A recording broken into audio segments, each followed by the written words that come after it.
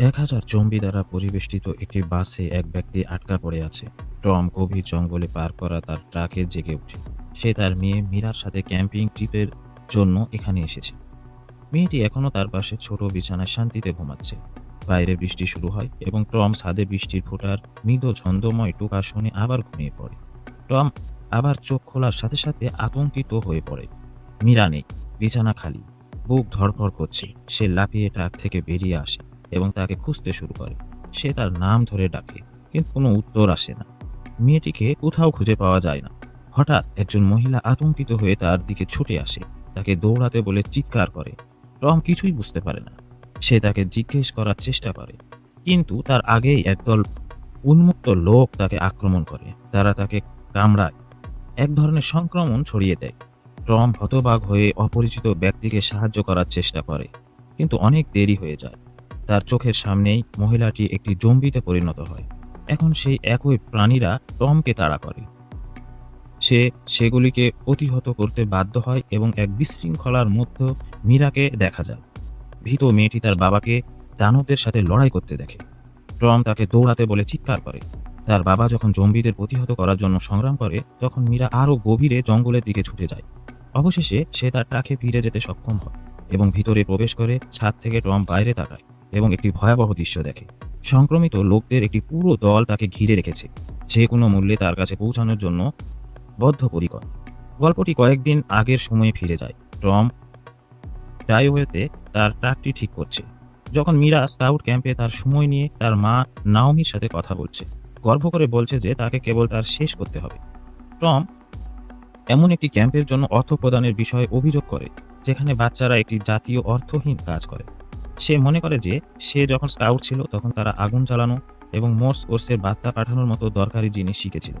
Tom তাচ্ছিল্য করে জিজ্ঞেস করে যে ফুল সংগ্রহ করা কিভাবে জঙ্গলের স্কাউটকে বাচ্চাতে সাহায্য করতে পারে। মীরা বলে যে সে জঙ্গলে ঘুরে বেড়ানোর পরিকল্পনা করছে এবং সে পাল্টা জবাব দেয়। সে আহত হয়ে মীরা প্রতিবাদ করে এবং রাগে তার ঘরে চলে যায়। নাওমি তার স্বামীর উপর ক্ষুব্ধ হয়ে তাকে মেয়েটিকে সান্ত্বনা দিতে পিছু নেয়। সে সন্ধ্যায় টম তার স্ত্রীর কাছে ক্ষমা চায়। সে স্বীকার করে যে তার মীরার সাথে এভাবে কথা বলা উচিত হয়নি। নাওমি তাকে মনে করিয়ে দেয় যে তাদের মেয়েটি বড় হচ্ছে এবং পরিবর্তন হচ্ছে, এবং তাকে তার সাথে আরও বেশি সময় কাটানোর অনুরোধ করে। টম মীরাকে সিনেমা দেখাতে নিয়ে যাওয়ার পরামর্শ দেয়, কিন্তু নাওমি মাথা নাড়ে। পরিবর্তে সে তাকে ইউপ অ্যান্ডের জন্য ক্যাম্পিংয়ে নিয়ে যেতে বলে। প্রথমে টম অস্বীকার করে, তার বন্ধুদের সাথে দেখা করার পরিকল্পনা ছিল, কিন্তু নাওমি জোর দেয়, সতর্ক করে যে সে যদি এখন মীরার জন্য সময় না দেয়, তবে পরে মীরাও তার জন্য সময় দেবে। নাওমি যে তার সিদ্ধান্ত থেকে সরবে না তা বুঝতে পেরে টম অনিচ্ছায় তার মেয়ের সাথে ইউপ অ্যান্ড কাটানোর জন্য রাজি হয়। পরের দিন সকালে বাবা ও মেয়ে রাস্তায় নামে। এদিকে রেডিওতে কাউন্টিং জুড়ে পুলিশ অফিসারদের ওপর অনির্ধারিত সহিংস হামলার খবর দেওয়া হয়। গাড়ি চালানোর সময় টম কথা শুরু করার চেষ্টা করে, কিন্তু মীরা তার ফোনে মগ্ন থাকায় তাকে উপেক্ষা করে। তারা ক্যাম্প সাইডে পৌঁছানোর পর টম আরামদায়ক থাকার জন্য সবকিছু সেট আপ করে। সে হাইকিং বা মাছ ধরার পরামর্শ দেয়, কিন্তু মীরা এখানে তার স্কিনের দিকে তাকিয়ে বলে যে সে আগ্রহী নয়। সে প্রকৃতি সম্বন্ধ অন্বেষণ করার চেয়ে কম্পিউটার গেম খেলতে বেশি পছন্দ করবে। কিছুক্ষণ পর তারা অবশেষে জঙ্গলে হাঁটতে যায়। টম আশা করে যে একসাথে সময় কাটানো তাদের সম্পর্ক পুনর্গঠনে সাহায্য করবে, কিন্তু প্রায় 1 ঘন্টা পরে মীরা বলে যে সে ক্লান্ত এবং বাড়ি যেতে চায়। সে স্বীকার করে যে সে তার বাবার সাথে সময় কাটাতে পছন্দ করে না। মীরা তাকে বাড়ি নিয়ে যেতে বলে, যাতে সে এখনও সেই পার্টিতে যেতে পারে যেখানে সে যাওয়ার পরিকল্পনা করছিল। টম তাকে বোঝানোর চেষ্টা করে যে সে সত্যিই তার সাথে থাকতে চেয়েছিল, কিন্তু সে তাকে মিথ্যা বলার অভিযোগ করে। অবশেষে টম একটি সমঝোতার প্রস্তাব দেয়। তারা ক্যাম্প সাইডে 1 রাত থাকবে এবং সকালে যদি সে এখনও বাড়ি যেতে চায় তবে তারা চলে যাবে। মীরা অনিচ্ছায় রাজি হয়। তারা বনের মধ্য দিয়ে হাঁটতে থাকে এবং ধীরে ধীরে মীরা তার চারপাশে প্রকৃতির প্রতি আগ্রহ দেখাতে শুরু করে। হঠাৎ সে একটি ছেলে হিসেবে জন্মগ্রহণ না করার জন্য ক্ষমা চায়, যেখানটা সে নাকি চেয়েছিল। বলে যে এই কারণে তাদের মধ্যে কোনো মিল নেই।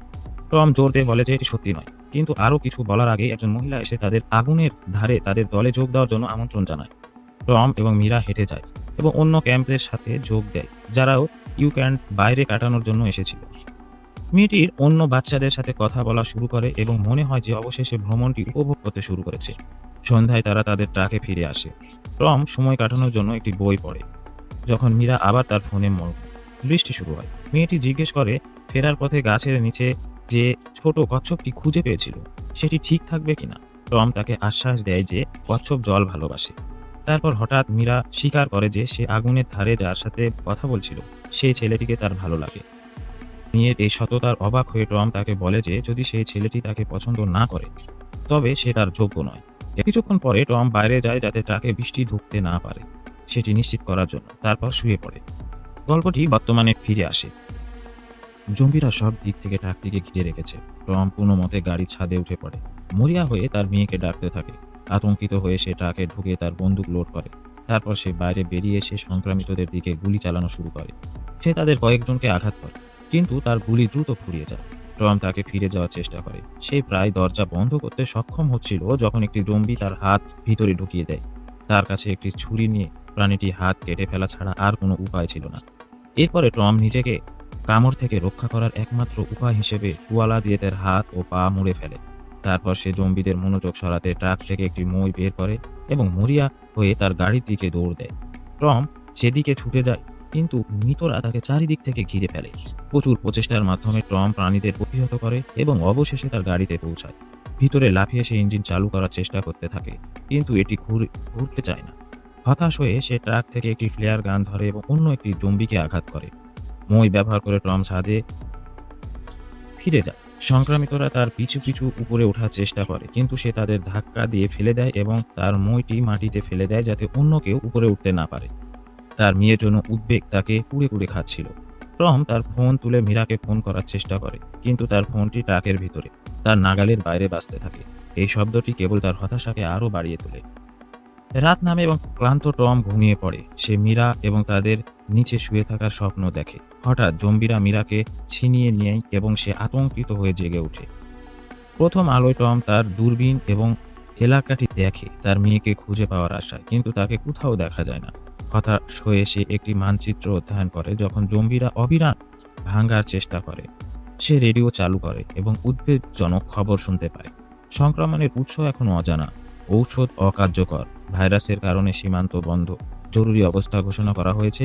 জনগণকে সাহায্যের প্রতিশ্রুতি দিয়ে ভিতরে থাকার কথা বলা হচ্ছে। এটা স্পষ্ট যে অবিরাম লড়াইয়ের কারণে টম ক্লান্ত।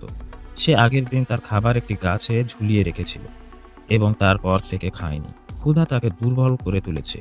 হঠাৎ একটি জম্বি ট্রাকের জানালা ভেঙে তার দিকে ঝাঁপিয়ে পড়ে, কিন্তু টম তার হাতে যা কিছু পায় তা ব্যবহার করে এটিকে প্রতিহত করতে সক্ষম হয়। সে জম্বিদের বাইরে রাখতে ভাঙ্গা জানালার উপর একটি আসবাবপত্রের টুকরো পেরেক দিয়ে আটকে দেয়। সে রেডিওতে সাহায্যের জন্য ডাকার চেষ্টা করে, কিন্তু কোনো সাড়া আসে না। ছাদে ফিরে উঠে সে আবার তার দূরবীন দিয়ে এলাকাটি স্ক্যান করে। অবশেষে সে মীরাকে দেখতে পায়। সে ট্রাক থেকে খুব বেশি দূরে নয় এবং জম্বিরা এখনও তাকে লক্ষ্য করেনি। টম মোর্স কোড ব্যবহার করে মীরাকে সংকেত দিতে শুরু করে। সে একটি ফ্ল্যাশলাইট ব্যবহার করে এবং সে তার চশমা থেকে প্রতিফলনের মাধ্যমে সাড়া দেয়। সে তাকে বলে যে সে বেঁচে আছে এবং নিরাপদে।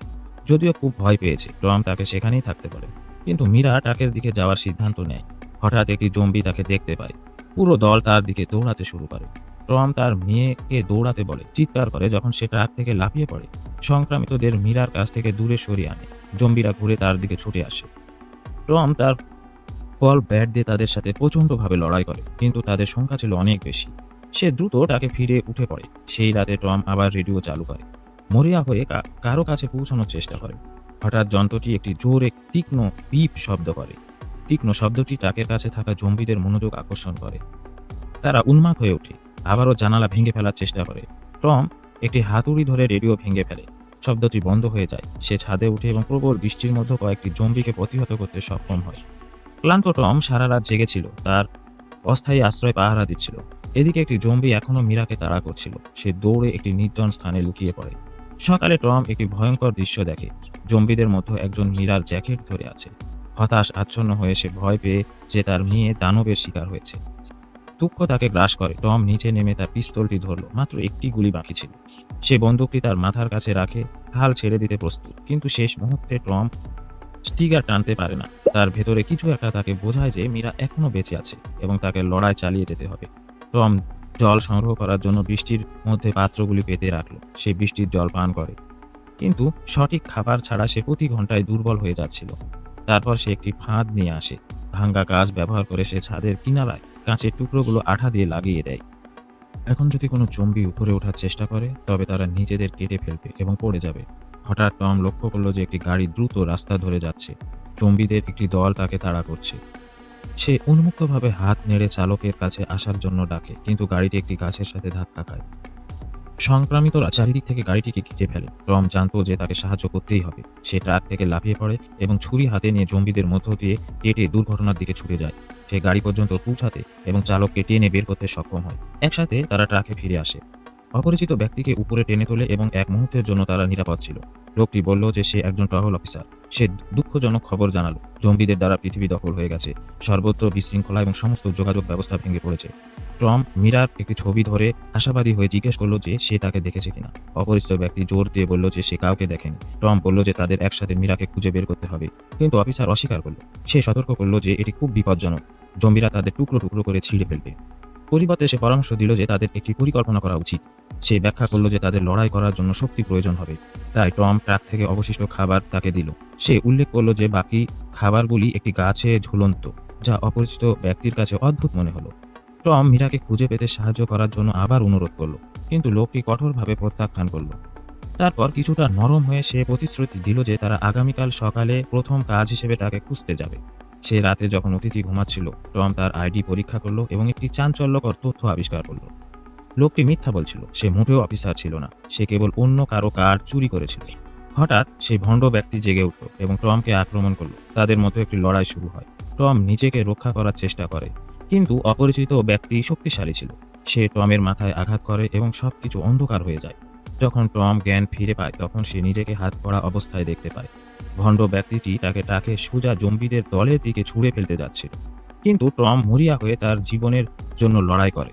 সে হাত কড়া থেকে একটি হাত মুক্ত করতে সক্ষম হয় এবং পরের মুহূর্তে আক্রমণকারী কবজিতে সেটি লাগিয়ে দেয়। জম্বিরা ভণ্ড ব্যক্তিকে ধরে ফেলে, তাকে টেনে নামিয়ে দেয়। তারা এত দূরে টান মারে যে লোকটির হাত ছিঁড়ে যায়। টম জানতো যে তাকে অবিলম্বে সেখান থেকে বেরিয়ে আসতে হবে। ছাদে উঠে সে পাহাড়গুলি স্ক্যান করে। দূরে সে ধোঁয়া দেখতে পায়। কেউ উপরে আগুন জ্বালিয়েছিল। আশায় ঝলকানি এলো, সম্ভবত মীরা সেখানে আছে। সে রাতে সে তার ফ্লেয়ার গানটি ধরল এবং ট্রাক থেকে একটি ব্যাটারি নিল। সহজে সে গাড়ির দিকে দৌড় দেয়। সংক্রমিতদের দল তাকে অনুসরণ করলো। টম গাড়িতে লাফিয়ে ওঠে এবং এটি চালু করার চেষ্টা করে। এবার ইঞ্জিন গর্জন করে। সে গ্যাস চাপ দেয় এবং দ্রুত গাড়ি এগিয়ে যায়, কিন্তু জম্বিরা চারিদিক থেকে গাড়িটিকে ঝুলে রইল। এক পর্যায়ে গাড়িটি একটি গাছে ধাক্কা খায়। সংক্রমিতরা টমকে পুরোপুরি ঘিরে ফেলে। মনে হচ্ছিল এটাই শেষ, কিন্তু সে ট্রাকের কাছে একটি গ্যাসের কন্টেইনার লক্ষ্য করল। একটি শেষ সুযোগ, তার ফ্লেয়ার গান লক্ষ্য করে কন্টেইনারটার দিকে গুলি চালালো। একটি বিশাল বিস্ফোরণ এলাকা জুড়ে ছড়িয়ে পড়ল। সবকিছু আগুনে ঢেকে গেল। জম্বিরা সে আগুনে পুড়ে গেল। অলৌকিকভাবে টম বেঁচে গেল। সকাল হলো। ক্লান্ত এবং মার খাওয়া সে ধোঁয়ার দিকে পাহাড় বেয়ে উঠতে শুরু করলো, যা সে দেখেছিল। প্রতিটি পদক্ষেপ ছিল একটি সংগ্রাম, কিন্তু সে এগিয়ে যেতেই থাকলো। মীরাকে খুঁজে পাওয়ার আশায় তাকে এগিয়ে নিয়ে গেল। অবশেষে সে চূড়ায় পৌঁছালো এবং সে সেখানে ছিল, মীরা জীবিত এবং সুস্থ। আনন্দে তাদের দুজনকে অভিভূত করলো। সমস্ত ভয়াবহতা সহ করার পর তারা অবশেষে আবার একসাথে হলো, অতীতের সমস্ত ভয়, ঝগড়া এবং ব্যথা পিছনে ফেলে।